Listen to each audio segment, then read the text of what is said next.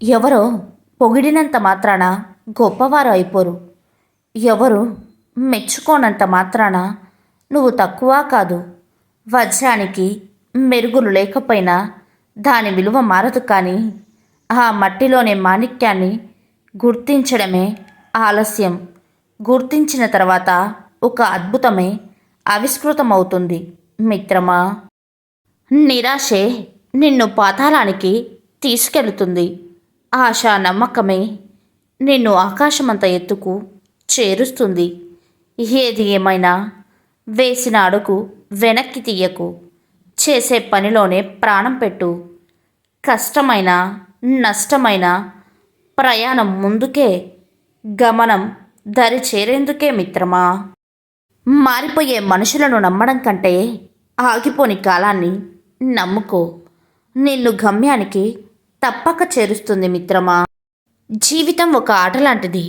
అందులో ఓడిపోయామని మళ్ళీ ఆడకుండా ఉంటే గెలుపు అనేది నీ జీవితంలో నువ్వు అందుకోలేవు. నువ్వు గెలిచినప్పుడు నిన్ను ఆకాశానికి ఎత్తిన ఈ జనమే నువ్వు ఓడిపోయినప్పుడు ఓదార్చడానికి ఒక్కరు కూడా రారు.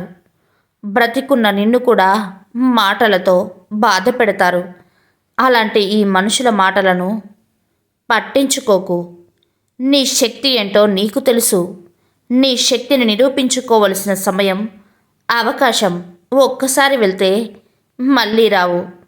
డబ్బుకు విలువ ఇచ్చే మనుషుల మధ్య బంధానికి విలువనిచ్చే మనిషివి నువ్వు అని బ్రతికి చూపించు మిత్రమా. ఈ లోకంలో డబ్బు, పలుకుబడి, బలం, బలగం ఉన్నవారికి భయపడతారు. కానీ తన కష్టాన్ని నమ్ముకొని నిజాయితీగా బ్రతికేవారికి తల వంచి దండం పెడతారు. ప్రతి మనిషి భయంతో కాదు, గౌరవంతో జీవించాలి మిత్రమా. నమ్మిన వారిని ఎలా మోసం చేయాలో కొన్ని పరిచయాలు నేర్పిస్తాయి. నమ్మిన వారి దగ్గర ఎలా నిజాయితీగా ఉండాలో ఇంకొన్ని పరిచయాలు నేర్పిస్తాయి.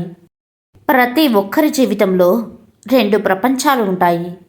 బయట ప్రపంచానికి తెలిసిన జీవితం, మరొకటి వాళ్లకు మాత్రమే తెలిసిన జీవితం. మనసులో వేదన, ఎన్నో ఆశలతో నిండిన కోరికలు, ఆశయాలు, నచ్చి నచ్చని జీవితం మిత్రమా. ఒకరి మంచి కోరి మీరు సలహా ఇవ్వాలనుకున్నప్పుడు వారిని కించపరిచేలా మాట్లాడకండి. సలహా అనేది ఎదుటి వ్యక్తిని ఆలోచింపజేసేలా ఉండాలి, కానీ అవమానించేలా ఉండకూడదు మిత్రమా.